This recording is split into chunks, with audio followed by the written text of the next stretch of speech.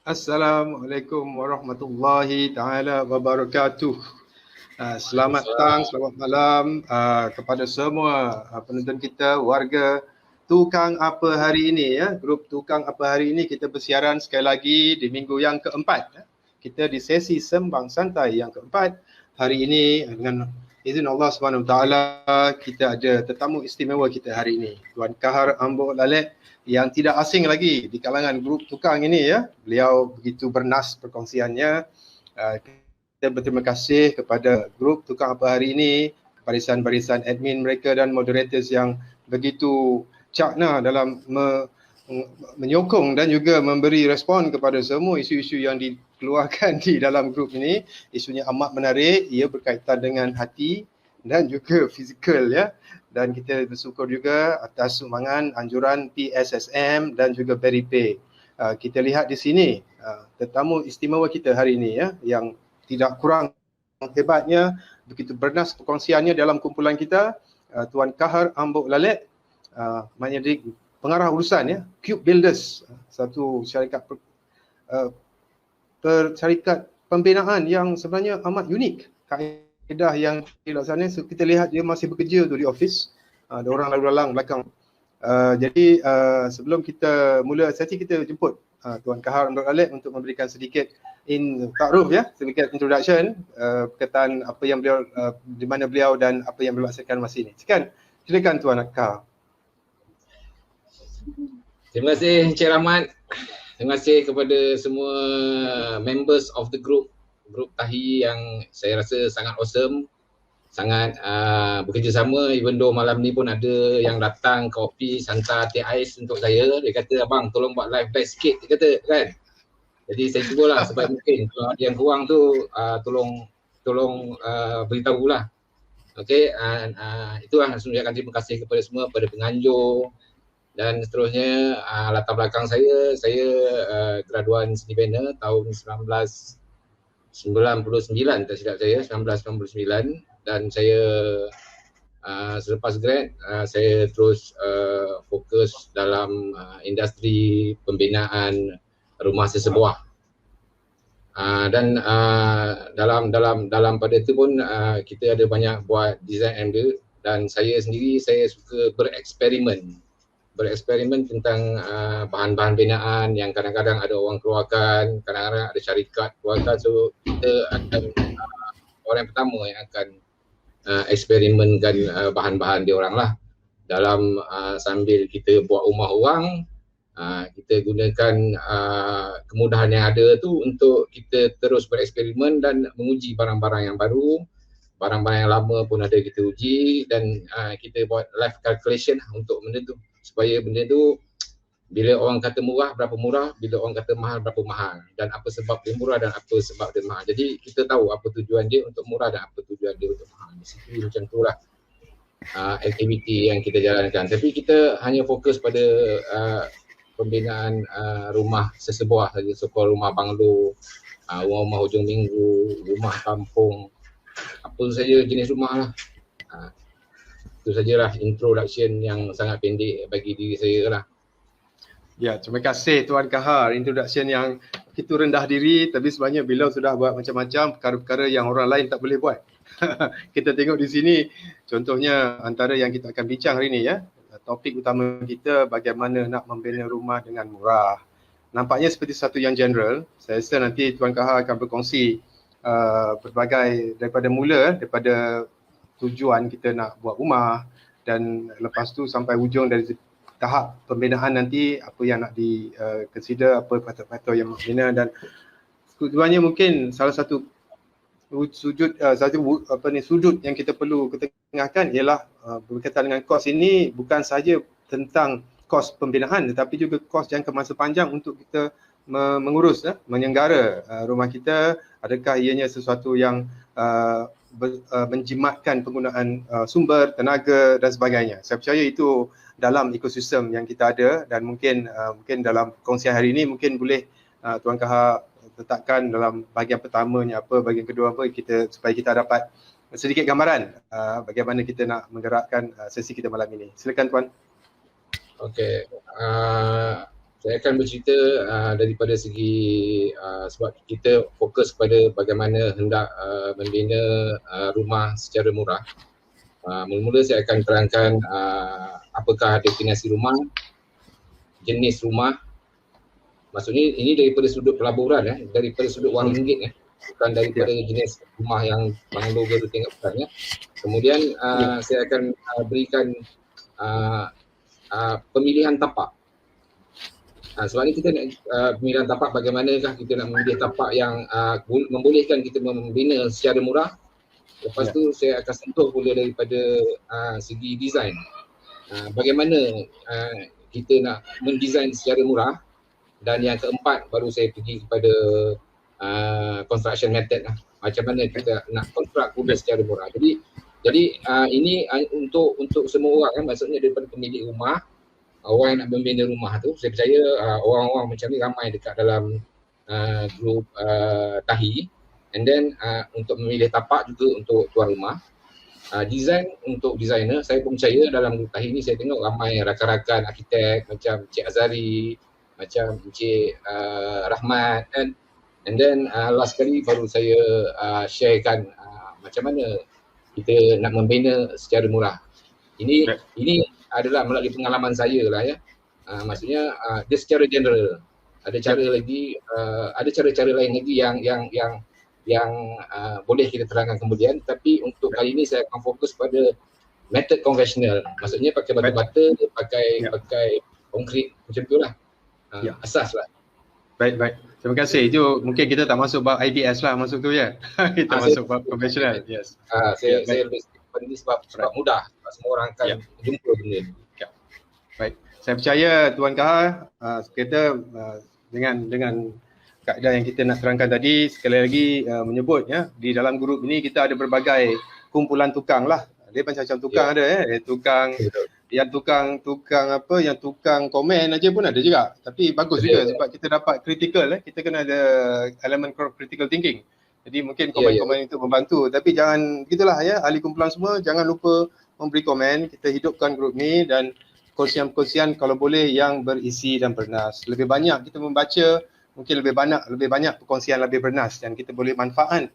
Maksudnya apa kita komen tu memberi manfaat lah kepada orang lain, bukannya memberi yang lain. Jadi itu dengan itu kita dah lihat tadi, kita dengar Tuan Kahar akan memberikannya dalam empat fasa lah persembahan ni. Jadi saya dengan sukacitanya menyerahkan majlis semula kepada Tuan Kahar Ambok Lalet, pengarah urusan Cube Builders, Nir Berhad. Bukan orang dia ni grup dia member veteran ni sebab dia terus cakap Tahi tu. Orang kalau baru dia tak cakap. Dia cuba nak cakap, dia malu-malu sikit. Tapi sekarang memang dia veteran lah tu. Jelas. Jadi silakan Tuan Kahar untuk kita mulakan sesi hari ini. Ada apa-apa untuk ditekankan di situ? Tolong share dan like dulu. Okey, baik. Jangan lupa ya kepada mereka dalam grup. Dan juga jangan lupa juga share, like Cube Builders lah kalau begitu kan. Jadi di situ kita bersiaran juga di Facebook page Tukang Apa Hari Ini dan juga grup Tukang Apa Hari Ini. Jadi sekian, silakan Tuan Kahar. Okey, terima kasih Encik Rahmat, terima kasih Encik Rahmat, terima kasih Encik Azari. Okey, mula-mula saya nak ceritakan pasal rumah lah ni. Kalau kita cerita pasal rumah ni adalah satu, kalau kita definisi rumah ni sebenarnya adalah satu kediaman manusia yang mempunyai dinding, yang mempunyai bumbung, yang mempunyai lantai ataupun secara keseluruhan yang dapat menahan dari hujan, panas, angin, sejuk dan pencerobohan. Itu rumah. Itu rumah adalah definisi rumah yang sebenar. Tetapi benda ni berubah dari masa ke semasa mengikut peredaran zaman. Pada hari ni kalau kita tengok rumah ni bukan sekadar sahaja tempat tinggal tau. Rumah ni adalah sejenis pelaburan. Jadi dua benda ni adalah dua perkara yang dua-dua ni ada dua perkara yang sangat jauh berbeza ya. Jauh berbeza daripada segi cara pembinaan, keperluan, permintaan, dan finishes dia lah, benda yang berbeza.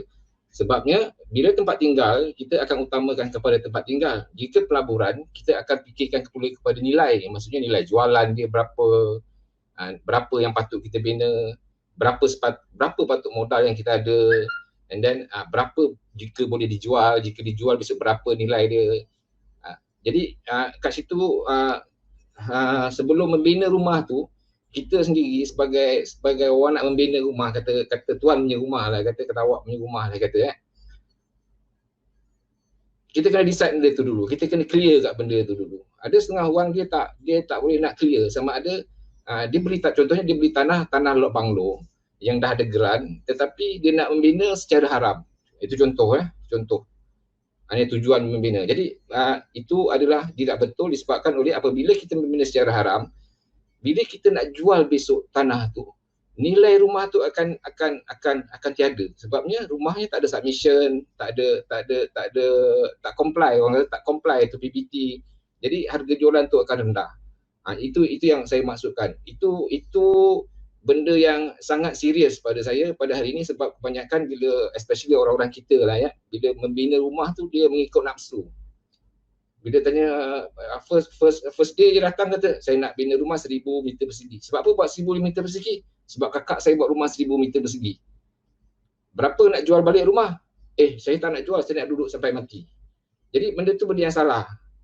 Sepatutnya rumah ni adalah satu jenis pelaburan, macam kita membeli emas. Maksudnya kita letakkan duit kita 10,000 kat situ dengan harapan 3 tahun atau 4 tahun lagi bila kita jual rumah tu balik, kita dapat 15,000. Ada keuntungan di situ. Itu yang sepatutnya kita buat untuk rumah yang ada tanah yang ada geran. Tadi yang pertama tadi, yang A tadi adalah tempat tinggal sahaja. Ini adalah membina untuk pelaburan. Jadi itu ada dua perkara yang berbeza. Okey. Bila benda ni berlaku, ada dua segmen benda ni. Maksudnya bila kita punya market segment, kalau kita lihat kontraktor-kontraktor yang ada ni pun, ataupun pembina-pembina rumah ataupun tukang-tukang rumah ni, dia ada dua market segment ni. Benda ini satu yang general ya, yang jarang kita lihat ya. Sebabnya bila kita tengok orang posting dalam Facebook lah, contohnya orang nak jual rumah, dia cakap okey, buat rumah banglo satu kaki persegi RM100. Jadi pada saya bila RM100 tu apa yang termasuk dalam RM100? Saya selalu bertanya apa yang termasuk dalam RM100. Buat loan boleh ke tidak? Boleh, tapi personal loan. Ataupun dia jual tanah. Dia harga tanah tu RM40,000. Ada geran tak? Ada. Tapi geran kongsi. Maksudnya ada banyak nama dalam situ. Itu kalau kes macam tu, kita pergi kepada pilihan nombor 1, iaitu membina untuk tempat tinggal. Yang kedua tadi membina untuk pelaburan. Okey, since that group ni dia group tukang kan, jadi saya rasa saya nak fokus kepada tempat rumah, tujuan membina rumah untuk tempat tinggal, bukan membina rumah untuk pelaburan. Sebab bila kita membina rumah untuk pelaburan, satu, kos kita tu kita susah nak kontrol sikit. Sebabnya banyak kehendak-kehendak PBT yang kita kena comply untuk memudahkan kita mendapat sertifikasi kan, untuk dapat CCC, untuk semualah kan. So kos dia akan tinggi, jadi tak berketepatan dengan tajuk saya hari ini. Jadi saya rasa saya akan fokus kepada membina rumah untuk tempat tinggal sahaja. Maksudnya rumah kampung, rumah lot lidi, rumah kampung lah yang tak ada geran. Lepas tu bila kita nak membina rumah untuk tempat tinggal ni, maksudnya bukan untuk pelaburan ni, benda pertama yang kita boleh jimatkan, ini jimat yang pertama kata-kata saya ni mungkin akan mengguris perasaan ramai orang kot dalam grup ni, arkitek dengan engineer. Sebab bila nak buat rumah lot lidi, tak payah lantik arkitek, tak payah lantik engineer. Jadi kat situ, minta maaf ya, sebab saya punya tajuk sekarang nak bina rumah secara murah. Jadi sebab saya nak bina dekat tanah lot lidi, penama ada 10 orang Kan kalau saya nak submit, saya kena minta sign 10 orang tu. Jadi saya abaikan arkitek dengan engineer sebab saya rasa susah untuk 10 orang tadi bersetuju untuk saya membina rumah di atas tanah tu. Jadi besok akan ada masalah-masalah lain yang akan melibatkan penama-penama lain dalam dokumen rumah. Jadi kita sudah jimat 15%. Jadi pertama lagi saya dah jimatkan awak 15%. Okey, itu dah tujuan membina rumah tu. Bila kita dah clear tujuan membina rumah tu, kita dah clear. Okey, sekarang kita nak buat rumah kampung, kita buat jimat 15%. So kita pilih tapak pula. Jadi untuk memilih tapak ni untuk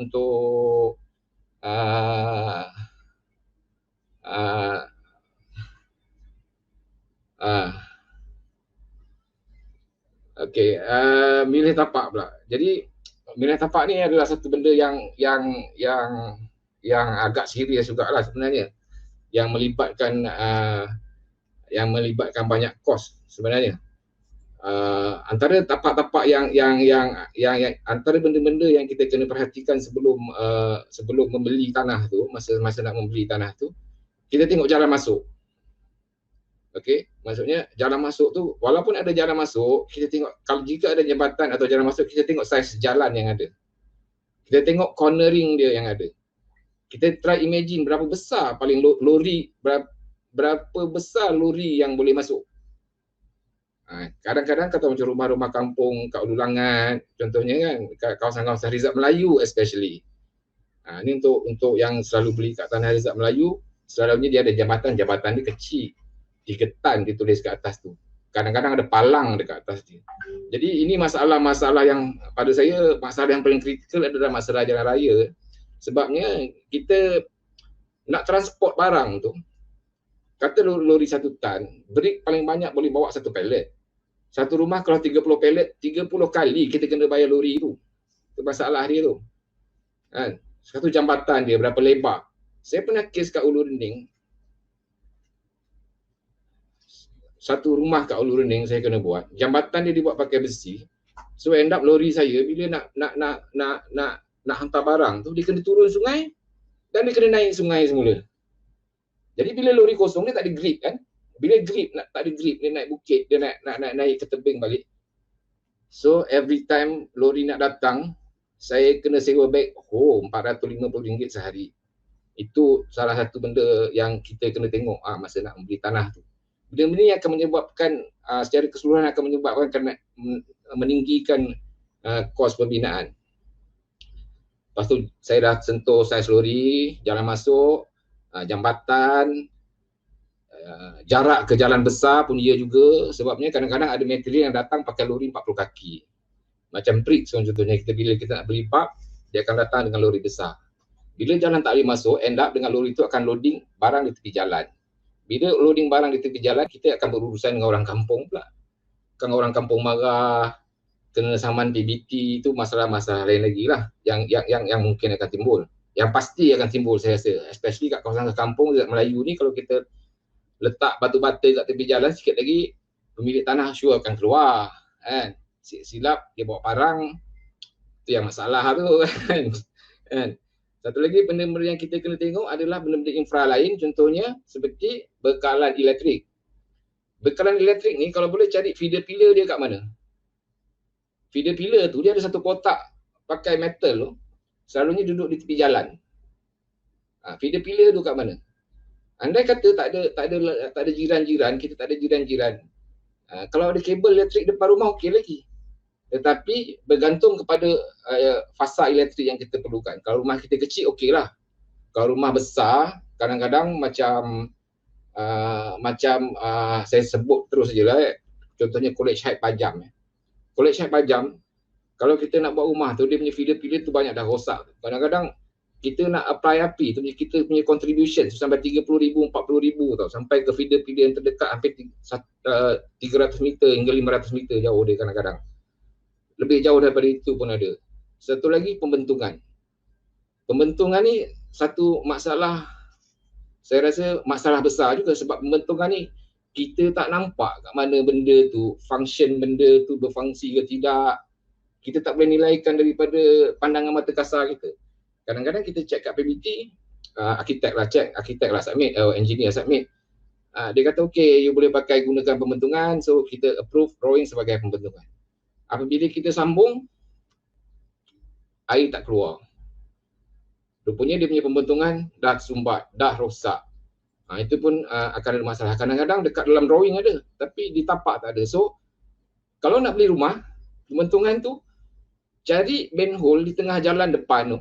Di depan rumah tu, di jalan utama depan rumah tu, cari yang penutup metal tu. Bulat penutup metal. Itu pembentungan penyeleng. Kalau ada tu, maksudnya kita kena pakai itulah. Itu pun kena check sebab itu melibatkan kos yang kita tak boleh nak kira. Beza ya, benda yang kita boleh kira dan benda yang kita tak boleh kira. Macam batu bata kita boleh kira. Macam pembentungan ni benda yang kita tak nampak, kita tak boleh nak kira. End up besok masa dah kita nak pindah rumah, kita nak masuk rumah, kita nak apply pembentungan, kita kata kita kena contribute nak pasang benda tu jauh dia 50 meter. Total cost nak kena buat balik benda tu 40,000. So benda tu adalah amount yang saya rasa bila dah hujung-hujung orang dah sibuk nak beli perabot, nak beli langsir apa benda semua, tiba-tiba nak kena buat pembentungan, saya rasa satu yang agak orang kata tu menyukarkan lah kan masa tu kan. Masa tu bajet pun tengah tight masa handing over masa tu kan. Itu pasal pembentungan Tiang elektrik sedia ada. Satu lagi bekalan air sedia ada. Bekalan air ni sebenarnya kalau kat negara kita alhamdulillah saya tengok kecuali saya tengok mana-mana jalan besar, mana-mana yang ada jalan besar, pipe air semua okey, kecuali kawasan-kawasan kampung di Zat Melayu yang jalan masuk dia pun ikut jalan kampung lebar 10 kaki tu, tu selalunya tak ada lah kan. Ikut tempat juga. Kadang-kadang di Zat Melayu ni tekanan air dia rendah. Sebab apa? Sebab dia punya agihan tu terlampau banyak. Masuk dalam satu kampung kadang-kadang 1 ekar sampai 8 biji rumah. Jadi pembagian air tu banyak, bila pembagian air banyak, dia punya tekanan air jadi rendah. Permintaan dia lebih tinggi daripada supply yang disediakan. Lepas tu hendak memilih tapak ni satu lagi ni kena tengok dia punya permukaan tanah dia tu. Slope ke, rata ke. Kalau boleh janganlah beli yang lebih 30 darjah. Bukan kalau boleh lah, memang jangan belilah 30 darjah tu. Sebabnya bila nak submit dia memang tak lepas. Kalau nak lepas pun banyak macam-macam masalah kita kena buat. Kita kena submit kerja tanah. Masuk submit kerja tanah tu, maksudnya kita kena lantik engineer khas skop untuk buat kerja tanah. So tambahan fees di situ untuk berbanding dengan tanah rata. Jangan lebih 30 darjah. Kalau ikut PBT macam di Selangor ni memang tak boleh lah. Macam ada satu sahabat kita tu dia ada beli tanah di Kemensah. Lot Banglo betul dekat nampak zoo negara kan. Tiba-tiba nak membina tu nak submit tak boleh sebab slope dia 70 darjah. Bukan 30, 70. So dia terpaksa simpan lah tanah tu. Jadi itu pun penting juga. Tetapi salah satu tips dia kalau nak slope tu kalau boleh slope tu hujung ke hujung tanah tu, kata tanah kita tu 60 kaki kali 100 kaki. Antara 60 kaki tu kalau boleh antara jiran tu drop dia jangan lebih daripada 4 kaki. Faham tak? Maksudnya dia punya ratio itu 4/60 ataupun 1/15. Sebab apa? Kalau 4 kaki, satu kalau kita kena buat retaining wall kita tak adalah mahal sangat sebab footing dia tak besar. Okey. Kalau kita tak nak buat footing, kita nak main landai je, kita nak main slope tu, mungkin kita boleh dapat design yang lebih cantik lah. Itu bergantung kepada arkitek lah. That's why you kena lantik arkitek lah kalau nak buat rumah cantik ni. Satu lagi retaining wall tu lah. Okey, retaining wall. Kita cerita retaining wall. Retaining wall ni satu benda yang paling semua orang takut. Sebab kadang-kadang bila kita tengok kat grup tu ada orang post kan, saya beli tanah tapi tanah saya ketinggian 8 kaki daripada aras jalan. Agak mahal tak kalau saya nak membina retaining wall? Tu jangan jump kepada retaining wall terus. Sebab apa? Satu retaining wall tu, kalau you tengok tinggi retaining wall tu 2 meter, ada footing lebar yang sama 2 meter juga tetapi duduk di dalam tanah. So whatever yang you nampak 2 meter sebenarnya jumlah dia adalah 4 meter. Berapa kos retaining wall konkrit setiap meter persegi? Okey, retaining wall konkrit ni selalunya tebal dia 200 mm ataupun 8 inci. Dalam dia ada bersih Y12 ataupun Y16, 2 lapis. Sama, maksudnya dalam bentuk L tu, dalam bentuk L. Dia dalam bentuk L. So, keluasan 1 meter persegi adalah RM1,000. Maksudnya kalau you ada tanah tadi 60 meter, 60 kaki equals to 20 meter, kali katalah you punya tinggi, you punya tinggi retaining wall 2 meter 2 campur 2, yang 2 kat tepi dinding, 2 lagi dalam tanah, 2 campur 2 sama dengan 4, okey. Darab dengan 20 meter panjang, 80 meter persegi kali RM1,000. RM80,000 tuan-tuan. Ni nak kena jaga ni. Ini betul-betul nak kena jaga pemilihan tanah ni, tanah sloping ni. Satu lagi, tanah sloping ni apabila kita duduk kat cutting ground okey sebab tanah dia dah lembut. Tetapi tanah dia keras. Tetapi apabila kita duduk dekat tanah yang ditambak tu, tanah tu loose tau sebenarnya. Jadi bila kita buat soil test tu, tanah tu akan padat di bawah saja. Selalunya tanah akan mula padat selepas 1.5 meter dalam. Jika anda tambak 1.5 dalam atas, maksudnya 3 meter tanah lembik. You know what happen bila 3 meter tanah lembik? You punya kolom stump tu tadi, kolom stump you tadi akan sampai ke 3 meter dalam. Oh, panjang sangat. That's why engineer akan propose pakai piling. Jadi bila piling ni, almaklumlah harga dia 1 poin dah berapa ringgit. Kan? Jadi itu adalah masalah-masalah yang kalau boleh dielakkan lah. That's why saya tak galakkan sangat. Bahkan saya kalau boleh jangan tambak tanah dahulu selepas membeli tanah. Kebanyakan orang bila beli tanah kan, first thing first is dia nak I nak ratakan tanah I kan. Hari tu ada tanah, ada sahabat tu daripada Negeri Sembilan, dia beli tanah dia 2 ekar. Dia pergi tambakkan tanah 1 ekar. Tanya, bang berapa kos bang tambak tanah? Tambak tanah RM50,000. Tanah dah RM50,000. Habis duit nak buat rumah dah habis lah. Dah kurang lah kan maksud saya kan. Jadi benda tu sebab apa? Sebab footing tadi tu dia mesti di dalam tanah asal. Dia tidak boleh duduk di tanah di atas tu. Okey, mungkin ada orang kata, okey bang tak boleh ke kita buat rough foundation?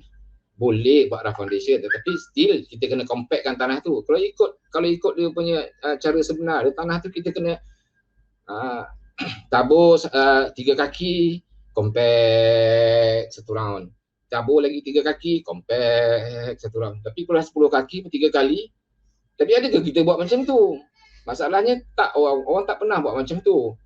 Kebiasaannya orang akan tambak tanah, okey kita tunggu hujan. Dia kata, kan, tunggu hujan apa bang? Nanti tanah compact lah bila hujan. Itu secara teorinya, tapi sebabnya bila kita bina rumah ni, kita nak bina rumah yang selamat. Jadi apa-apa hal kita kena refer kepada engineer dan arkitek lah untuk jadi kekuatan struktur ni. Saya punya pendapat refer lah kepada engineer sebab dia orang belajar benda tu kan, yang lebih tahu benda tu kan. Jadi janganlah tanya sebarang orang, janganlah pergi tanya tukang kasut pula, pergi tanya orang lain, tanya orang yang berkenaan lah kan. Jadi itu pasal tanah lah tadi kan, jenis-jenis tanah. Jadi saya rasa saya dah habis yang kedua ni. So kita dah pilih tanah dah sekarang ni, tanah dah baik apa benda semua kan. Satu lagi lokasi kalau boleh tepi sungai tak apa, tapi jangan tepi sangat lah. Itu saja kan, tepi sungai jangan tepi sangat. Kalau atas bukit pun jangan tempat yang curam. Cari tempat yang biasa-biasa. di tepi jalan, ada jalan masuk, ada kabel elektrik di depan rumah. Itu saya rasa yang tips-tips untuk memilih tapak lah kan, ya, supaya pembinaan kita besok jadi murah lah. Aduh, seterusnya Cik Rahmat. Ya, hai, terima kasih Tuan Kahar perkongsian yang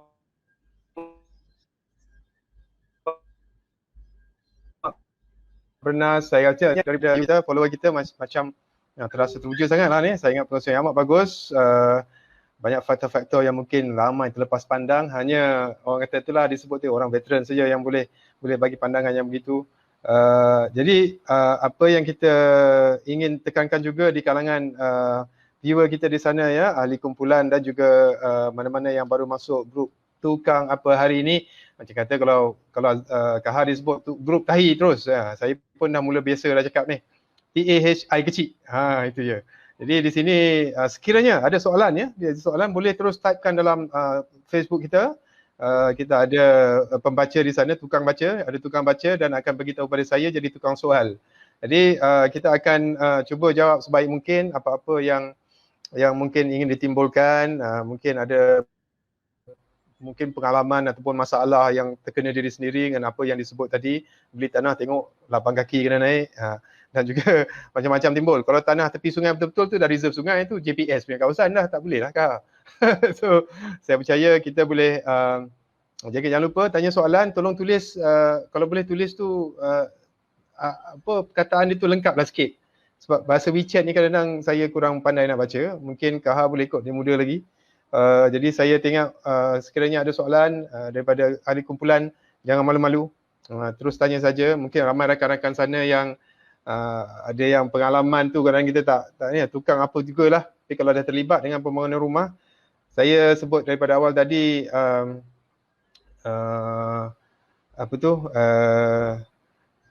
tentang nak bina rumah ni, rumit dia tu, nak bangunan 50 tingkat dengan bangunan sebiji pun mungkin rumit dia level sama lah, cuma outcome dia lain dan budget dia lain. So mungkin nanti bab kemudian boleh cerita kat tu juga. Cik Rahmat, dia punya rumit dia tak apa tau. Kat tuan rumah ni rumit dia kat mana tau, bila dia buka kertas je dia dah bergaduh laki bini dah. Oh pula, itu nanti you cerita bab kemudian nanti. Okay. Alright. Itu kebiasaan lah. Itu biasa lah. Ya. Jadi untuk rakan-rakan semua, warga Tukang Apa Hari ini dan para penonton di luar sana, kita bersiaran daripada Facebook group Tukang Apa Hari ini. Kita bersama dengan Tuan Kahar Ambuk Lalet. Dan mungkin sebelum Tuan Kahar lupa ni, kita ada slide nak tunjuk ni kan, bila nak masuk tu. Kita orang ada back end kita technical tanya je bila, takut you lupa. Seronok pula cakap, dia lupa nak tunjuk apa yang kita nak present pada audience hari ni. Sekiranya ada lah, sekiranya perlu. Dan sekali lagi soalan Q&A ni di hujung, kepada mereka yang ingin bertanya soalan, sekali lagi tolong komen dalam Facebook kita, nanti kita akan sambungkan, panjangkan kepada Tuan Kahar untuk sama-sama mengatasinya. Ya, silakan sekali lagi Tuan Kahar, over to you. Terima kasih. Okey, topik kedua pula saya nak sentuh daripada segi design. Saya pun bukan berniat untuk mengganggu pandangan-pandangan daripada arkitek. Tidak kan, saya cuma nak memberi pandangan daripada sudut kontraktor kan. Macam mana nak design tu supaya design kita tu murah, membina murah. Saya bagi tips saja, saya nak cepat sebab masa pun ada tinggal berapa minit saja lagi. So yang pertama adalah panjang perimeter. Kita kena pendekkan panjang perimeter tu. Maksudnya luas permukaan luar tu. Luas permukaan luar, panjang perimeter ni berkait dengan luas permukaan luar. Sebabnya kemasan luar tu akan lagi, bila kemasan luar banyak, kita punya tingkap banyak, kita punya ruang untuk membazir tu banyak. Maksudnya kita kena reducekan.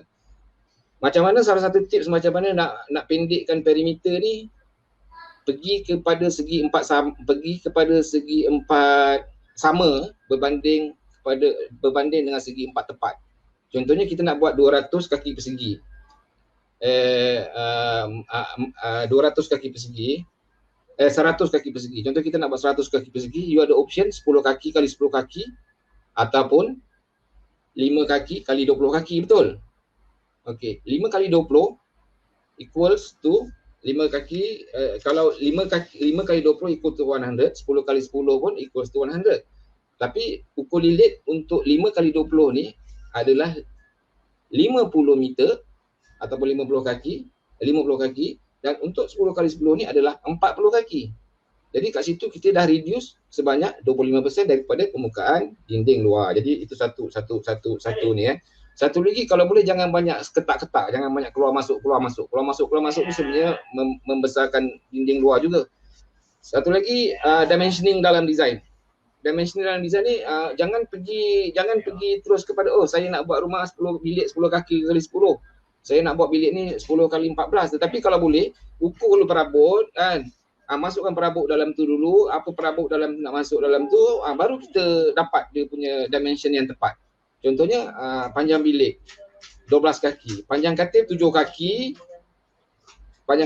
kaki, laluan 2 kaki, rak TV 2 kaki . Kalau kita nak susun macam tu 7, 2, 2. Tapi dulu rak TV 2 kaki, tapi sekarang kita pakai 1 kaki. Sebabnya kita boleh gantung dinding, kita boleh rak yang nipis. So total lebar tu kita kena follow kabinet. Jangan buat ikut macam rumah lama macam rumah mak macam rumah abang macam rumah kawan. Jangan buat macam tu, sebab benda tu walaupun 10 kaki panjang, tapi kalau kita bagi kalikan dengan lebar, dia dah jadi 10 kaki persegi. So benda tu ada value. Jadi itu salah satu cara nak menjimat. Ketiga, dimensioning jangan ikut meter, ikut kaki. Sebab apa? Sebab tiles yang dijual itu dalam bentuk kaki. Sebab apa sebab bila tiles dalam bentuk kaki, contohnya lebar bilik 4 kaki. Dinding lagi 6 inci. Maksudnya lagi 150. So total adalah kita gunakan patutnya 1220 campur 150. Itu adalah dimension sebenar. Ataupun kalau kita pakai 6 kaki 1830 campur 150. Ini kadang-kadang kalau kita tengok drawing dia punya dimension dia 1500. So end up yang kita jadi apa tau? Tiling tu kita akan banyak potong. Bila tiling tu banyak potong, kita akan banyak wastage kat situ. Wastage bukan daripada segi barang. Wastage yang kita nampak, owner selalu nampak, klien selalu nampak adalah dari segi barang. Arkitek pun nampak daripada segi barang. Tetapi labor yang kita nak potong tu, gaji dia orang satu hari minimum RM100. Kalau untuk potong satu bilik tu, katalah kena pakai 2 orang sebab seorang nak potong, seorang nak pasang, kan? So kita dah membazir satu hari RM200.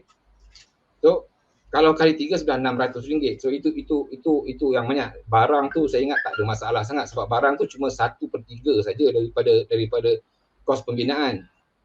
Cuma 30% saja yang kita dapat saving kat situ. Anyway barang ni benda yang kita boleh compare, klien boleh compare, pergi kedai tengok okey tiles ni RM4.5, so dia pilih tiles yang RM3. Tetapi labor ni yang susah nak kontrol. Sebab labor ni kalau lagi banyak kerja lagi panjang lah masa kita. Itu cara-cara bila kita memendekkan dia jadi kita memendekkan kerja, so kita jimat kat situ sebenarnya. Jadi wastage pun tak banyak, jimat pun jimat. And then satu lagi dimensioning ni kalau boleh gunakan modular tu, maksud dia dari segi dia punya beam dia tu, kalau boleh 12 kaki, banyakkan beam yang panjang 12 kaki supaya kita boleh recycle format yang sama. Kalau 10 kaki, banyakkan yang 10 kaki. Jangan yang ini 1835, yang ni 2125, yang ni 3115. Saya tak tahu dia dapat nombor tu daripada mana. Saya selalu kalau dapat drawing arkitek, saya dapat kau dapat nombor ni daripada mana ni? Tak, saya offset dia bang. Itu benda yang sangat serius tau. Kalau kita tengok kan macam designer muda kita kan, kita tengok kan dia bagi dimension 1320. 1320 ni dapat mana ni? Sebabnya tiles 1220. 1220 campur tebal dinding 150. So sepatutnya dimension dia adalah 1220 campur 150 Patutnya dia dapat 1370. Macam mana dia buat dia dapat 14 macam tu kan. Jadi dimension tu dimension pelik kita panggil. Jadi benda ni mesti akan ada problem. Kita nampak akan ada problem sebabnya kemudian hari bila kita nak pasang tiling, bila kita nak spacing drop bilik air, kita akan ada problem kat situ. Itu kadang-kadang bila kita buat tiling tu kan kalau kita buat tiling tu line tile dekat bilik tu dengan line tile dekat bilik air tu kita nak selari je kan. Kalau boleh ikut sequence je kan. And then kalau boleh dia punya, kalau dekat dinding dengan lantai pun kena selari je kan, baru dia in order lah orang kata kan. Jadi benda tu yang kita susah nak capai tau. Kita boleh capai tapi kita akan banyak cutting dan kita banyak wastage kat situ. Lepas tu dari segi modular daripada beam tadi pun saya dah terangkan. Seterusnya spacing tiang. Spacing tiang ni kau boleh buat 10 kaki ke 12 kaki. Sebab apa? Sebab dia isi padu tau. Bila tiang tu lagi jauh, beam lagi lebar dan lagi panjang. Betul? Jadi benda tu melibatkan isi padu. Jadi bila 10 kaki ni, dia punya kedalaman beam dia kalau ikut rule of thumb cuma 1 kaki. 1/10 lah. Maksudnya 1/10 lah. 1/10 daripada panjang. Kalau panjang dia 20 kaki, dalam dia 6 kaki. So kat situ pengorekan lagi dalam, kuantiti konkrit lagi banyak. Dan apabila beam kita 2 kaki, besi kita instead of 4 batang kalau pakai ni, besi kita jadi 6 batang. Kat situ. Length dah sama tapi tambah kuantiti. Tu kalau ada masa, ada rajin sikit, cuba tengok drawing engineer, study drawing engineer kenapa beam dalam 1 kaki, kalau 2 kaki punya beam berapa banyak dia punya besi, cuba kira. Kan kat situ kita boleh nampak lah. Sebab tu saya lebih suka lah kalau pakai 10 kaki, 12 kaki supaya kita ada standard size of beam, kita boleh pakai standard size of column dan semua standard lah. Jadi semua pun kecil-kecil je, handy lah nak buat tu, tak banyak mesin kan, boleh potong manual. Lepas tu reduce dinding dalam, itu design lah. Reduce ketinggian, satu lagi. Reduce ketinggian ni maksudnya semua ketinggian tu kita reducekan kepada 9 kaki. Kenapa saya tak suka bumbung tinggi-tinggi? Sebabnya isu dia nak tukar lampu lah. Sebenarnya tangga yang kita ada pun, yang biasa kita guna pun 6 kaki kan. Memanglah kita boleh beli tangga tinggi, tangga 8 kaki, tetapi masalahnya pintu kita pula 7 kaki. So macam mana kita nak store tangga tu dalam store? End up dengan tangga tu letak belakang rumah. Bila tangga letak belakang rumah, rumah kita dah tak selamat dah. Sebabnya kita sediakan pencuri untuk panjat rumah kita.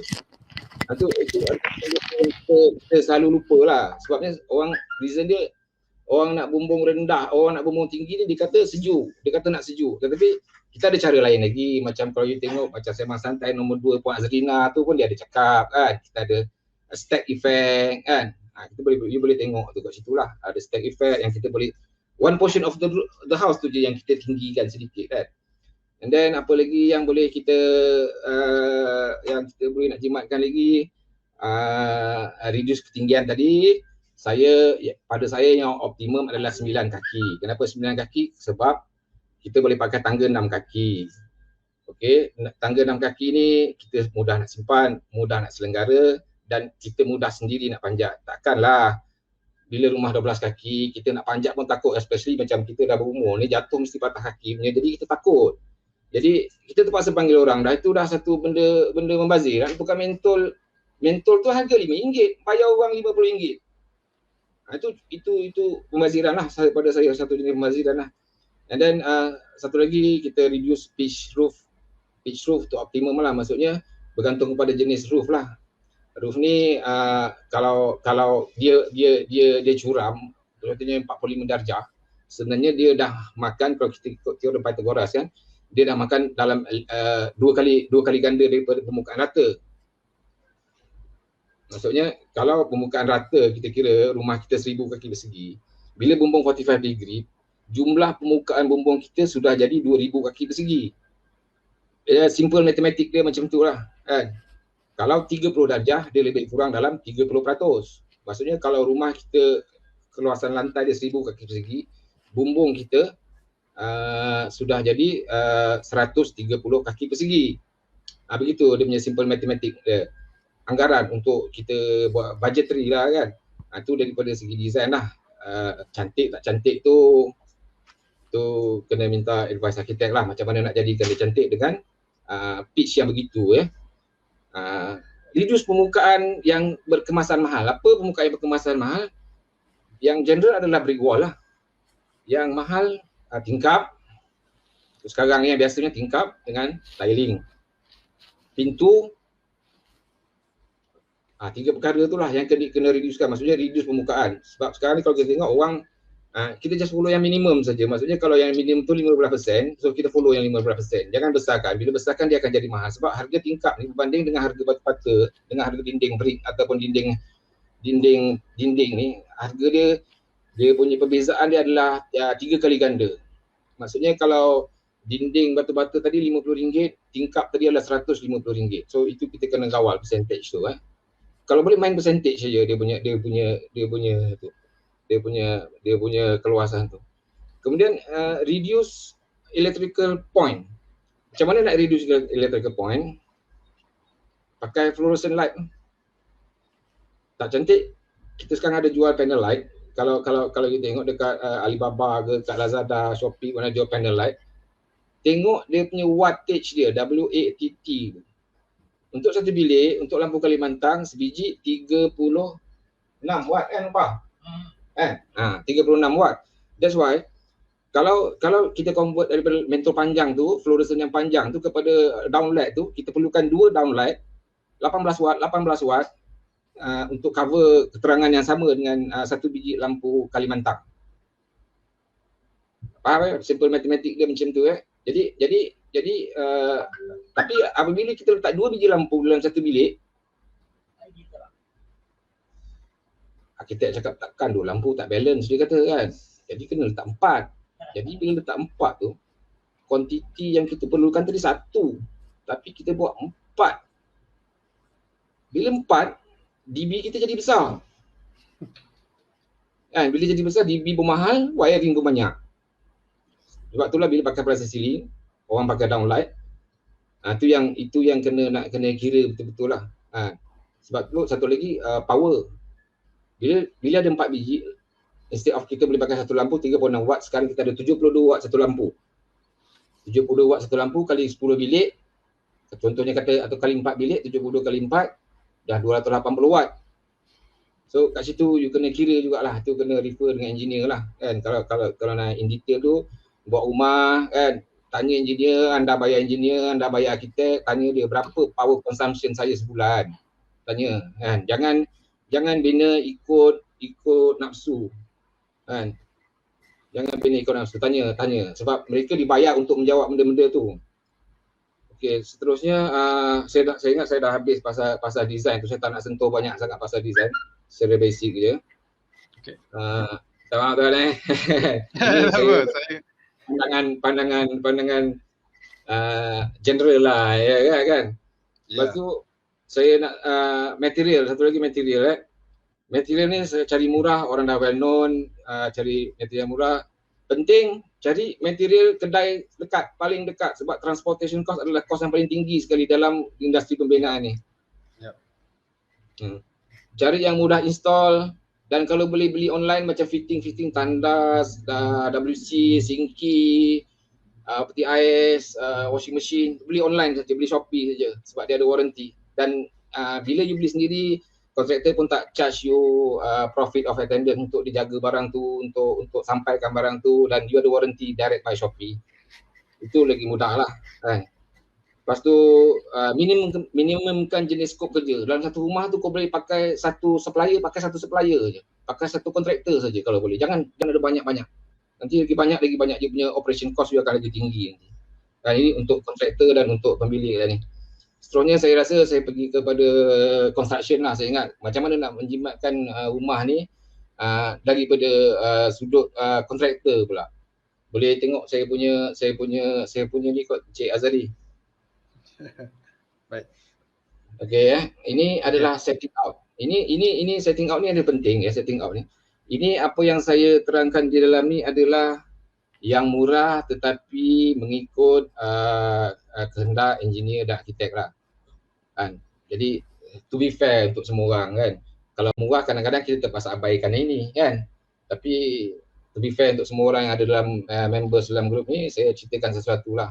Ini kita buat rumah ni di Sepang. Okey, tanah dia di tepi sungai, bajet dia RM135 sekaki. Jadi saya akan terangkan satu-satu. Setting out ni penting. Dia ada dalam, saya ingat dalam CCC ni borang pun ada, borang G1 pancang tanda ni kan. Okey, setting out ni penting, sangat-sangat penting. Kalau boleh pastikan kontraktor pakai laser lah kalau boleh kan. dan pemilik arkitek wajib cek. Sebabnya saya jumpa setakat ni seumur hidup saya jumpa 3 biji rumah. Saya dah jumpa 3 biji rumah yang rumahnya dah siap tetapi dia punya siku tu lari yang tak boleh nak maafkan lagi. Bahawa sini tepat ujung sana dalam panjang 30 kaki dia dah lari 2 kaki. Dia macam potong wajik tu, potong wajik. Kan? Potong wajik tu dia serong macam tu kan. Ini masalah, ini penting ni sebab kalau kita nak jimat, kita nak selamatkan dia, kita kena plaster lebih sebelah sana. Kalau lari 2 inci sebelah sana, kita lari. Kata sebelah sini kita lari, kita plaster 1 inci sebelah sini. Since brick tu dah lari 2 inci, setting out dah lari 2 inci. So sebelah sana tu kita lari 3 inci tau plaster. Jadi bila lari 3 inci tu, so kita kena top up plaster tu and then ketebalan dinding kita akan jadi tebal. Dengan kuantiti plaster lagi, dengan label lagi kan. Dan itu berkenaan setting out lah. Dan seterusnya kalau macam mana saya nak forward ni? Macam mana? Page up, page down. Ada PowerPoint kan? Page up, page down. Press space bar. Ini PowerPoint kan? InsyaAllah boleh tu. Oh, okay, right, okay. Alright, seterusnya kita buat pipe footing. Pipe footing pun, okay. Ini pipe footing ni, bila pipe footing ni dia ada orang argue kan selalu, kenapa tak pakai mesin, kenapa pakai orang? Okey, satu kita bergantung kepada keperluan kita. Adakah sewa mesin dengan membayar harga RM450? Kita bandingkan harga sewa mesin RM450 sehari. Tetapi kita kena stay satu orang pekerja untuk tunggu dia. So total cost kita dalam sehari untuk guna backhoe adalah RM550. Kalau RM550 ni kita bayar pekerja, kita boleh dapat bayar pekerja 5 orang satu hari. Jadi kat situ kita boleh compare lah. Kalau rasa manual lagi mudah, guna manual. Kalau rasa mesin lagi mudah, tapi ada pro and con dua-duanya. Untuk manual ni saya rasa dia punya ketepatan dia lebih detail. Maksudnya dia potong tu boleh sharp. Bila potong sharp, kita boleh reduce material dekat formwork footing. Maksudnya kita reduce labor dan kita reduce untuk formwork. Di satu dia lebih elok lah saya rasa kan. Tapi kalau saiz besar-besar, kalau saiz 6 kaki kali 6 kaki, better pakai backhoe lah daripada Alright. Okay, seterusnya cerucuk bakau ni. Cerucuk bakau ni saya selalu gunakan kalau rumah-rumah tu di tepi sungai, tanah pahia dan bukit lah. Kan? Kenapa saya memilih bakau? Satu sebab dia ada pad juga, tapi dia ada bakau pile juga untuk digigit. Sebab ni tanah ni tepi sungai, tanah sebelah bawah tu dia akan bergerak tau. Bila kita pakai rough foundation saja, ada kemungkinan dia punya bangunan tu akan boleh jadi sengit lah. Tapi bila ada bakau ni, dia agak pupus sikit lah, dia gigit bawah dia tu. Dan bakau ni sebenarnya taklah mahal seperti concrete pile. Sebatang cuma RM30 je kan. Kalau 100 batang baru RM3,000 kan untuk ni. Petang tadi pun ada orang call saya, dia kata rumah dia dah buat sengit sebelah. Ini kalau nak elakkan ni better bakau lah. Kalau tanah tu yang open, go to bakau lah rasa. Jadi adalah pile cap ni kita tak boleh nak kita follow engineer punya advice macam mana nak buat sizing. Selalunya kita pakai Y12BS dan ni adalah normal punya method lah untuk panjang jarak tiang 10 hingga 12 kaki. Selalunya saiz yang dicadangkan engineer adalah 3 kaki kali 3 kaki lah, dan kedalaman footing tadi adalah 5 kaki je. Dan seterusnya, okey, tengok ni macam pelik sikit kan. Okey, ini dia punya column stump. Okey, untuk rumah ni saya kena tinggikan tanah ni dalam 2 kaki. Jadi di sini isu dia satu lagi, dalam nama dia nak pakai concrete form, plywood formwork ataupun pakai kita panggil in situ formwork lah kan. Benda ni dulu kita belajar masa kat sekolah dulu, institute homework kan, tapi kita tak pernah nak praktis, kita tak pernah nak ni kan. Cuma kita pergi tengok slide, tengok semua pakai homework. Jadi saya cuba semua kan. Saya cuba ni untuk mengesahkan kan, kata-kata orang murah ke mahal, so kita cuba sendiri. Pada pendapat saya, since that tanah ni tak ada power supply kan, so kita tak boleh pakai mesin untuk potong plywood, and then kita tak nak ada sampah banyak, and then kita tak nak sampah banyak. Lepas tu kita nak mudah kerja kan, kita pakai batu bata saja untuk dia punya institute homework. Sebab ini pun tak memberikan masalah kepada keseluruhan struktur. Cuma lebih cost effective ke situ kan? Lebih cost effective guna ni batu pasir kan? Cost effective ya? Lebih cost effective. Sebabnya batu pasir sebiji baru 20 sen. Kan kalau satu kaki persegi pun kita baru habis dalam RM1.20 sen. Berbanding dengan plywood RM3. Ya. Kan? Okey. Jadi kat situ itu lepas tu labor pun kita tak perlu nak buat preparation. Kita tak perlu nak banyak tung sebab simen pasir ni saya ingat semua labor boleh buat simen pasir ni. Plywood tak semua orang boleh buat kan. Ya. Jadi ini yang paling mudah lah saya rasa kan. Maksudnya tak perlu nak accuracy kat sini kan. Ya. Okey, ini kita cerita dia punya ring beam. Okey, cerita ring beam ni selalunya dia lagi dalam tau daripada internal beam tau. Jadi bila ring beam ni lagi dalam, contohnya dalam 600 mm. Jadi untuk buat formwork tu pun saya gunakan batu bata je. Sebab tadi bila cost per meter persegi tadi tu ataupun sekaki persegi tu, batu bata tu sebenarnya lagi murah daripada kos buat plywood ni. Even tukang plywood pun, tukang kayu pun rate gaji dia lagi mahal daripada tukang ikat batu ni. Jadi sebenarnya kalau untuk rumah setingkat lah saya gunakan batu bata ni. Ada setengah orang yang buat beam thicknessing saja, maksudnya tanah tu saja dikorek. Saya dah cuba buat benda tu, tetapi masalah dia adalah kita tak dapat nak kawal kuantiti konkrit yang kita gunakan. Sebab bila kita korek pakai manual saja ataupun kita letak plywood dan kita buka balik, satu masih kita nak compact lantai ni kan, kita nak compact permukaan ni. Bila kita pakai tanah aja, bila kita compact tanah tu tadi tu akan lari masuk ke kat besi kita. So kat situ agak mengganggu sikit lah, enyah lah sikit kerja dia. Tapi kalau pakai batu bata ni, bila kita compact, dia tak bergerak lagi dah. Dan bentuk dia pun beam tu pun dapat lurus, jadi kita pun senang kawal kuantiti konkrit tu. Sebab kuantiti konkrit ni masalah dia bukan dekat harga tau. Masalahnya bila kita, contohnya kita estimate konkrit tu 10 meter cube 10 meter cube, tiba-tiba barang 10 meter cube tadi dah sampai, tetapi kurang 1 meter cube atau 2 meter cube. Tak cukup kan? Budget kita lari kan, estimation kita lari kan. So kalau kita nak tunggu, kita nak order konkrit lagi, kalau ada lagi, ataupun akan ambil masa, mungkin petang, mungkin besok. Habis yang crane tadi crane yang kita bayar tadi untuk turunkan konkrit, itu yang dipanggil kes ni crane ni memancing. Dia tak buat apa, dia macam tu je dia punya boom tu kan. Dia memancing, wah mancing kata kan. Ya. It's not funny though. It's not funny. Tak lucu tu sebenarnya. Memang tak lucu, tapi benda yang menyakitkan hati tau kan. Ataupun end up kita kena pancur kat situ.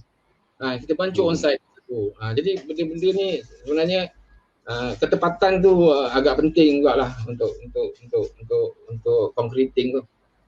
Ya. Okay, ini bila dah siap dia punya tu formwork tu, and then kita pun ada yang ini saya pakai since di Sepang ni. Ni saya pakai slug aggregate untuk dia punya hardcore ni. Hardcore ni macam-macam benda boleh jadi hardcore, tapi yang ini saya guna slug aggregate. Slug aggregate ni adalah bahan buangan pembakaran besi. Kan kita cairkan besi dia ada lebihan dia tu. So benda tu dipanggil slug aggregate. Benda tu agak berat. And then cost dia memeranjatkan, cost dia adalah 50% less daripada crusheran. Crusheran lah. Okey. Cost dia separuh, tapi dia punya dalam tu dia RM15 satu dan. Mereka. Satu dan. Yes saya. Ya, itulah. Sebelum saya ni ingat peringatan daripada our bosses tu, dia kata terus ke Q&A kalau boleh, Tuan Kahar, sebab banyak soalan nak kena jawab ni. Nanti ada yang tak puas hati pula, nanti ada yang komplain Tuan Kahar ni dia tak nak jawab soalan kita. So kalau ada apa-apa lagi nak finish off kat sini atau macam mana kita boleh proceed ke Q&A ya? Saya teruskan ni concrete scoring, ini kolom. Okey, kolom jangan pakai precast beam ya, sebab dalam tu ada satu batang besi je dalam tu. Selalunya engineer tak approve untuk yang precast kolom tu. Okey. Ini beam kita pakai kapet saja, so kita dapat reduce dekat Taipan dengan Yongcha. Taipan ni alas bawah tu, Yongcha ni yang besi yang T tu. Okey. Nak support soffit of beam tu. Ni untuk structure bumbung metal deck kita pakai 4 kakinya ni, jarak 4 kaki. Kita pakai insulated metal deck untuk sejuk. Kita ada airwell dan besar rumah ni ya. Besar juga pakai besar rumah ni besar ni. Dalam 2000 kaki persegi lah. 2000 Okey. 2000. Okey, saya ingat saya teruskan kepada Q&A lah. Okey. Terima kasih, minta maaf saya sebab memang dah kat ujung pun sebenarnya. Saya minta maaf, saya tak tahu berapa lama lagi dia tu. Mungkin nak cerita pasal kemasan pula tu saya pun risau lah. Nak kita pakai piping, wiring semua tak ada. So terima kasih sekali lagi Tuan Kahar atas perkongsian yang kita nampak beliau begitu passionate. Itu adalah satu, saya baru belajar perkataan ni, nyala rasa. Bahasa Melayu dia panggil nyala rasa. Terdampar di situ nyala rasa beliau dalam menangani isu-isu berkaitan dengan pembinaan rumah ya. Mungkin kita go through soalan ni satu-satu. Antara yang catch up kita hari ni ialah kalau tak perlu arkitek tu bagaimana dengan plan? Beliau juga sebut sebenarnya rumah itu satu pelaburan. Namun kalau tak perlu arkitek ni bagaimana dengan plan? Soalan ni polemik ni. Mohon Tuan Kahar beri pandangan tentang ini. Okey, tadi saya ceritakan dua bahagian ya. Satu, rumah yang dibina untuk tempat tinggal. Dua, rumah yang dibina untuk pelaburan. Bila rumah yang dibina untuk pelaburan, definitely you kena ada arkitek. Kalau rumah yang untuk tempat tinggal, you tak payah ada arkitek. Sebab you nak tinggal aja rumah kampung, you tak ada arkitek pun. Kita imagine macam tu. Cuma sekarang orang confuse antara rumah untuk pelaburan dan rumah untuk tempat tinggal. Dia orang tak define benda tu. Dia tu rumah saja. Kan, kalau tempat tinggal tak payah arkitek. Tapi kalau saya rasa tempat tinggal pun kena ada arkitek juga. Kalau nak jimat penggunaan penyenggaraan dan juga pengudaraan, pencahayaan yang lebih baik, kita perlu sebenarnya design yang betul. Sesi pertama kita ada sebut tentang ni, jadi mungkin nak kata counter balik lah apa-apa Kahar cakap tu. Perlu juga arkitek walaupun bukan untuk diduduk, bukan untuk pelaburan. Bukan, jangan salah faham tau. Maksud saya bukan tidak perlu lantik arkitek untuk submission. Bukannya tidak perlu design by arkitek. Maksudnya tak perlu nak masih sampai 15% untuk submit. Sebab kalau nak submit tu nak kena tangan jiran-jiran you sampai 10 orang nanti. Okey. Arkitek pun tak nak buat lah benda tu sampai 10 orang kan punya pendangan. Pening bang kan. Sama rumit dengan bangunan 50 tingkat kan. Betul. Okey. Soalan seterusnya, apa pendapat tuan tentang IBS ni? Tentang IBS ni, pendapat saya IBS ni ada macam-macam jenis. Sekarang definisi IBS ni pun, definisi IBS kat Malaysia ni pun tak clear juga. Bila saya pergi CIDB, dia orang kata material yang lebih 2 kaki saja ada diiktiraf sebagai IBS. Tapi batu bata ni kita buat kat rumah tu, kita buat kat kilang tuan, ceritanya dia. Batu bata ni kita buat kat kilang. Jadi apa yang masalah? Apa ada definisi macam tu? So dia kata macam tu, saya pun okey lah. Satu lagi IBS ni masalah dia adalah certification. Masalah IBS certification. Satu lagi IBS ni masalah dia adalah pembayaran, schedule pembayaran. Macam loan apa benda dia tak tally dengan schedule H apa benda kan. Kalau kita tengok arkitek punya apa benda HDA punya schedule dia tak tally. Kan? Dia naik-naik siap-siap dinding. So kita tak susah. IBS ni kalau cash money yes. Kalau loan bank, kalau submission payah. In fact bomba certification pun tak semua company, tak semua pengeluar IBS yang ada bomba certification. Okey. Betul. Terima kasih pengalaman yang bagus tu untuk kita perkongsian bagus tu berkaitan dengan IBS. Dari situ mungkin boleh jawab next one lah, IBS dengan convention mana yang lebih bagus, mana yang better. Dari sudut yang kita nak bina rumah ni dengan kos rendah ni, maksudnya rumah dengan murah ni, antara IBS dengan mana yang lebih elok? Antara IBS dan convention mana yang lebih elok? Okey, satu perlukan pandangan sebagai arkitek ke perlu pandangan sebagai kontraktor? Kalau arkitek, pada saya better go IBS. Okay. Kalau kalau pandangan saya sebagai arkitek, saya pergi kepada konvensional. Sebabnya dia lebih more lenient lah. Kalau kita nak design tu ikut belok-belok ke macam mana, kita nak bulat, kita nak bersih, kita mudah kita nak design. Lepas tu kita punya instruction senang. Kalau macam IBS ni masalah dia ada parameter dia sendiri kan. Okey, dia punya dimension kena gandaan 25, macam kalau kita pakai interlocking block tu kan. Gandaan dimension dia kena ada. So benda tu banyak masalah. Lepas tu kita di monitoring dia lagi banyak. So arkitek kena lebih rajin datang ke site, sebab tu tak suka IBS. Ya, arkitek malah datang site ke ni? Okey, apa proses nak bina rumah dengan loan, macam mana tie in dengan progress payment contractor? Ini soalan kepada banker kot, tapi Tuan Gahar mungkin boleh jawab juga. Silakan.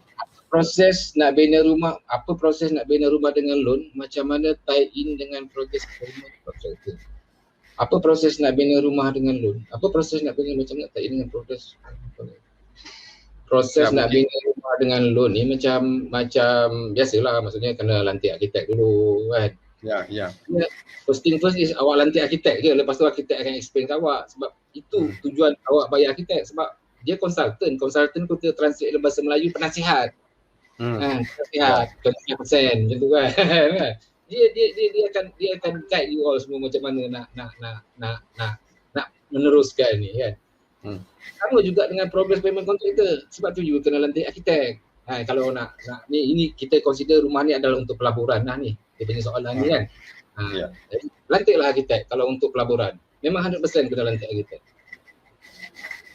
Saya boleh advise je, kalau panggil saya pun saya akan lantik sahabat arkitek juga kan. Kalau rumah 2 tingkat boleh juga buat ring beam gitu ya tuan. Ring beam dalam slide tadi tu. Itu ring beam kat bawah tu. Boleh, tapi dimension ikut engineer. Sebab rumah 2 tingkat ni kena ada engineer kan. Ya. Ikut Itu memang kena submit tu. Kalau ada apa-apa isu kaitan dengan claim, insurans semua perlu ada. Pun sama juga ya dalam hal ni sepatutnya bila kita dah lantik arkitek lantik engineer, itu adalah hak kepada tuan rumah ni untuk bertanya kepada engineer. Apabila pengalaman saya lah ya, kebanyakannya pemilik rumah yang nak membina rumah ni dia tak faham sangat apa fungsi arkitek dengan engineer. Jadi saya pendapat peribadi saya lah kan, ada eloknya juga kalau kita dapat macam arkitek dengan engineer tu terangkan kepada owner apa yang servis saya buat. Kadang-kadang kita punya ayat tu terlalu yang orang susah nak faham tau, arkitek punya ayat ni orang tak faham apa benda servis macam ni. Terangkan dengan bahasa biasa. Okey, encik kalau ada masalah untuk size beam ni, cara-cara beam, encik boleh dapatkan nasihat daripada saya, sebab itu yang saya dibayar kan. Betul ke Cik Rahmat kan? Ya, kita perlu jujur lah. Perlu jujur, mesti ada kejujuran di situ. Ya, betul. Okey. IBS ini tidak bagus ke tuan? IBS ni bagus. Sebab IBS ni dia pembinaan dia cepat. Daripada bagus, dia ada pro and con lah. Pembinaan dia cepat. Kontraktor untung lebih, saya suka kan. Design pun okey. Cuma yang tak bagusnya ni, terus terang cakap ni, pihak kerajaan tidak ada support dalam benda ni. Dia cuma cakap je menggalakkan kita penggunaan IBS, tapi sistem tu sendiri tidak sistem IBS. Kalau nak IBS ni, sistem tu dah IBS, cara pembayaran, cara submission. Contohnya saya cuba lightweight, saya cuba submit bangunan lightweight steel galvanized, dia mana-mana majlis akan declare ni sebagai bangunan sementara. Jadi itu masalah juga, macam mana kita nak perjuangkan IBS apabila pihak kerajaan sendiri tidak memberi laluan-laluan yang sesuai kan. Kita bukan nak demand apa, cuma berilah laluan yang sesuai. Mungkin ada kategori khas kan, barulah kita boleh membantu secara keseluruhan. Yalah. Okey. Ya, betul. Saya percaya itu sesuatu yang kita perlu. Jadi ini mungkin ini komen je lah kot. Komunikasi yang baik juga boleh bantu mengurangkan kos. Ya, kita setuju. Komunikasi boleh membantu mengurangkan kos. Kalau kita boleh, kalau kita ada kontraktor atau pembina builder macam Tuan Kahar ni, saya think jelas penjelasan dia tu. Jadi mungkin tak adalah ada masalah komunikasi kot ya Tuan Kahar. Apa punca utama projek pembinaan delay? Ada juga yang jawab kat bawah tu puncanya duit kata dia.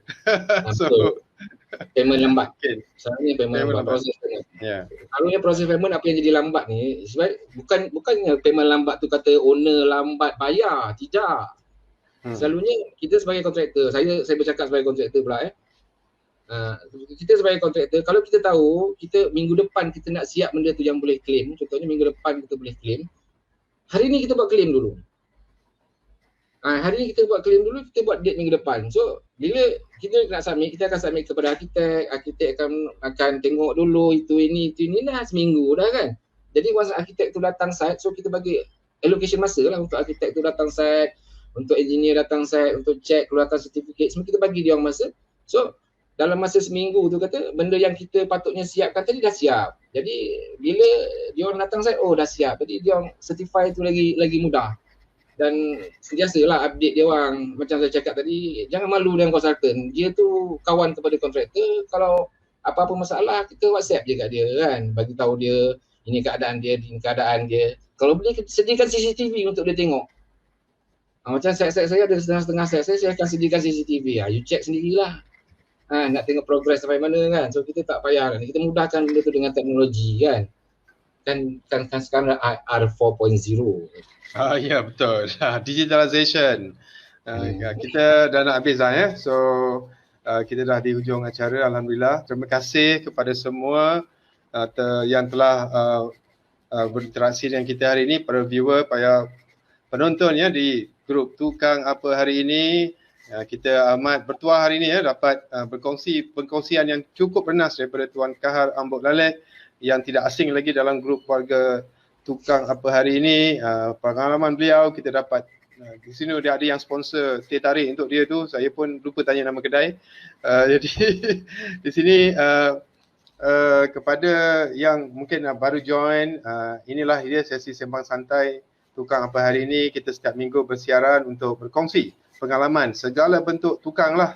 Apa yang ada, mungkin ada di masa depan ada tukang tukang kasut ke atau tukang tak tahu, tukang masak belum ada lagi lah. Kita belum nampak itu sebab ada banyak grup lain tukang masak tu. Jadi kita mungkin tukang-tukang yang tidak masak lah. Jadi di sini sekiranya kita ingin memberi maklum balas, mohon hubung dengan admin ya grup Tukang Apa hari ini untuk sesi-sesi terusnya. Dan hari ini juga akhir kalam ya. Sebelum kita menamatkan siaran, minta maaf hari ini kita bersiaran agak lewat, ada sedikit technical isu daripada awal. Kita terpaksa tukar mode siaran ya. Dan kita masih lagi bersiaran melalui StreamYard di grup Tukang Apa hari ini. Semoga segala usaha kita ni diberkati Allah. Apa yang kita ingin kongsikan, segala yang baik itu datang dari Allah SWT, yang kekurangan itu dari kekurangan kami sendiri. Mungkin saya nak minta Tuan Kahar buat sedikit ucapan akhir kalam ni, kata-kata berjangga. Dipersilakan. Sekejap ya. Kata-kata berjangga. Kata-kata berjangga saya tak adalah. Saya rasa benda ni semua kalau kita tak cuba, kita tak tahu. So saya galakkan sangat kalau yang tukang tu cuba je lah benda-benda baru. And mula belajar daripada YouTube, daripada situ, baik arkitek, baik designer, baik tukang pun cuba saja, redah saja dulu. Daripada situ baru kita tahu macam mana kita nak pergi seterusnya. Kan, jangan learning, kita takut tapi kita tak buat apa-apa. Kalau bahasa Jawa dia learning by doing, orang kata ya. Learning by doing. Of course. Ya, okey, terima kasih sekali lagi. Kita begitu bertuah mengucapkan ribuan terima kasih kepada Tuan Kahar Ambok Lalet atas pembentangan beliau, perkongsian beliau hari ini dalam grup Tukang Apa hari ini. Semoga kita boleh berinteraksi lagi di masa depan. Dengan itu juga kami mengucapkan penghargaan kepada barisan admin ya Tukang Apa hari ini dan moderators.